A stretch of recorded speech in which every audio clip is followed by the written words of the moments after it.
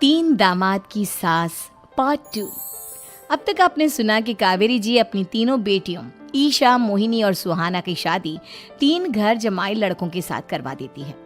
उन्हें लगता है कि ये लड़के शायद घर का कामकाज संभाल लेंगे, लेकिन उनके तीनों घर जमाई बहुत आलसी थे। वो नौकरी भी नहीं करते थे और बाहर का काम भी नहीं। कावेरी जी ने अपनी बेटियों से कहा कि वो प्रेगनेंसी का बहाना बनाकर अपने पतियों को सबक सिखाए। अब सुनिए आगे। मम्मी, आपने जैसा कहा था हमने वैसा ही किया, लेकिन देखिए ना, विवेक का हाल तो वैसा का वैसा ही है। घर में ना सुबह का नाश्ता बनता है और ना खाना। नौकरी पर जाने की बात करूं तो खाने को दौड़ते हैं मुझे।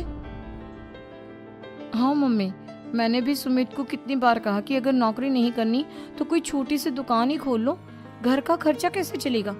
देखो दोपहर के 12 बजने आए और जनाब अभी तक सो रहे हैं।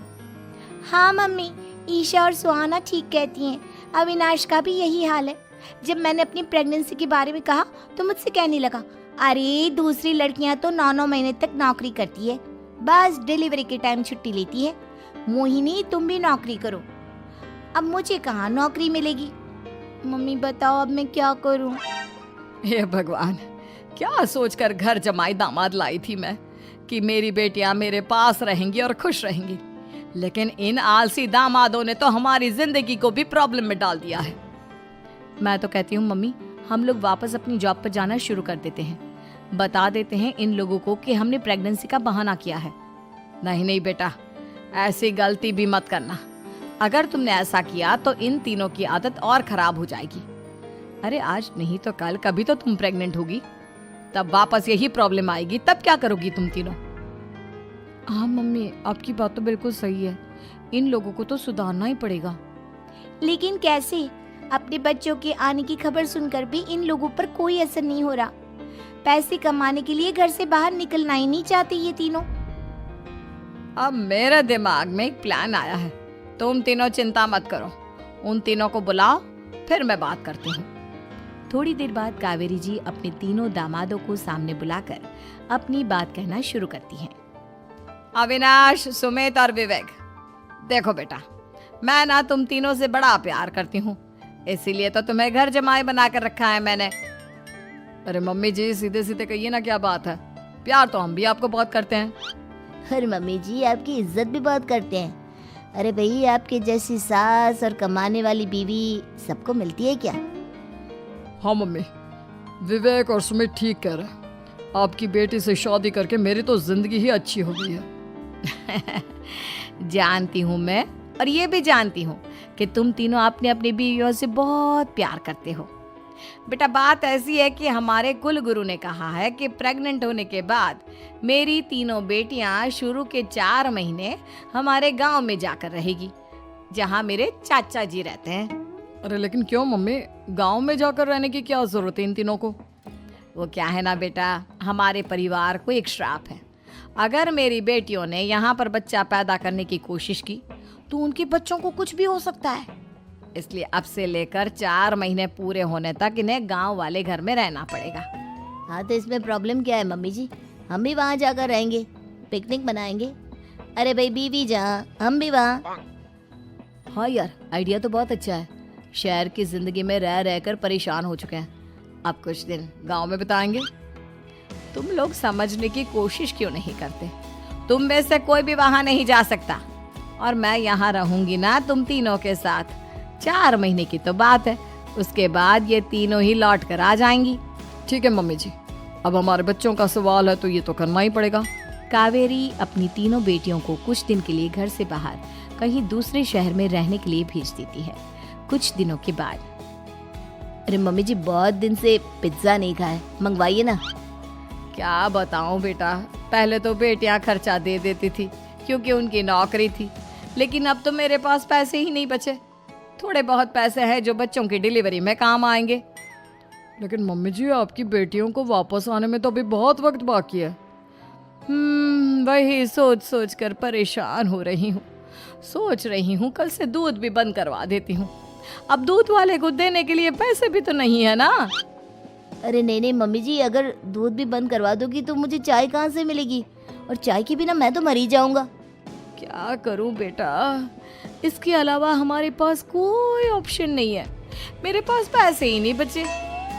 इस तरह कावेरी जी धीरे धीरे अपने तीनों दामादों को पैसे देना बंद कर देती हैं और घर में खाने पीने की चीजें लाना भी बंद कर देती है। अब वो तीनों बुरी तरह से परेशान होने लगे थे और इसलिए एक दिन तीनों प्लान करके घर से बाहर निकलते हैं और बाजार में जाने के बाद यार अच्छा खाना खाए हुए कितने दिन हो गए, पता नहीं कब अच्छा खाना मिलेगा। हमारी बीवियों के जाने के बाद तो हमारी हालत भिखारियों जैसी हो गई है यार।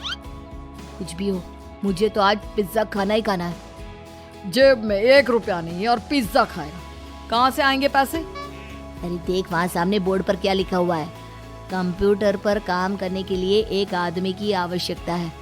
भाई मैं तो जा रहा हूँ, काम करूँगा और शाम तक पैसे लाकर आराम से पिज्जा खाऊंगा। जा जा, तुझे कोई काम नहीं देने वाला, हम तो घर जा रहे हैं। चल भाई सुमित। सुमित और अविनाश वहाँ से चले जाते हैं और विवेक उस कंप्यूटर शॉप पर सारा दिन काम करके 5,000 रुपए कमा कर घर लौट कर आता है और अपने खाने के लिए अच्छी अच्छी चीजें भी लेकर आता है।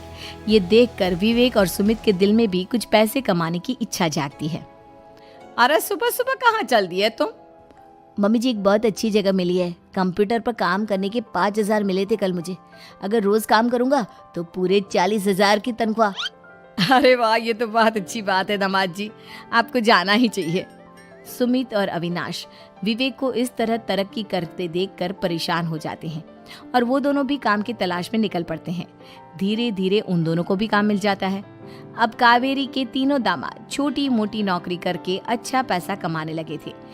एक दिन कावेरी उन्हें अपने पास बुलाती है। अरे वाह, विवेक 40,000 कमा लेता है, अविनाश 60,000 और सुमित तुम भी 40,000 के आसपास कमा ही लेते हो। कुल मिलाकर तुम अच्छे खासे पैसे कमा रहे हो बेटा। हाँ मम्मी जी, बहुत मजा आता है जब महीने के एंड में मोटी रकम हाथ में आती है। पूछिए मत मम्मी जी, घर में रहकर रोटी बना बना कर और तो जैसा महसूस होने लगा था मुझे तो। हाँ बेटा, तुम तीनों की बात तो बिल्कुल ठीक है और जानते हो अब तुम तीनों की पत्नियां भी वापस लौट कर आने वाली है। लेकिन मम्मी जी अभी तो उन्हें गए सिर्फ 2 महीने हुए हैं, आपने तो कहा था वो 4 महीने के बाद लौट कर आएंगी। ऐसा कुछ नहीं है बेटा, मैं सिर्फ तुम तीनों को सबक सिखाना चाहती थी कि आदमी घर में बैठकर बीवी की कमाई खाता हुआ अच्छा नहीं लगता। इस दुनिया में हर इंसान को मेहनत करनी चाहिए, काम करना चाहिए, चाहे वो औरत हो या आदमी, ताकि अपने परिवार को संभाल सके। कावेरी की बात सुनकर उन तीनों को अपनी गलती का एहसास होता है और कावेरी उन्हें सच बता देती है कि ईशा, सुहाना और मोहिनी शहर में ही कहीं दूसरी जगह रह रहे थे। शाम के वक्त उन तीनों की पत्नियां लौट कर आ जाती है और कावेरी जी का परिवार एक खुशहाल परिवार की तरह रहने लगता है। तो दोस्तों, अगर आपको ऐसी ही और भी मज़ेदार और चटपटी कहानियाँ सुननी हैं तो मेरे चैनल को अभी सब्सक्राइब कर लो। मिलते हैं अगली वीडियो में, तब तक के लिए बाय बाय।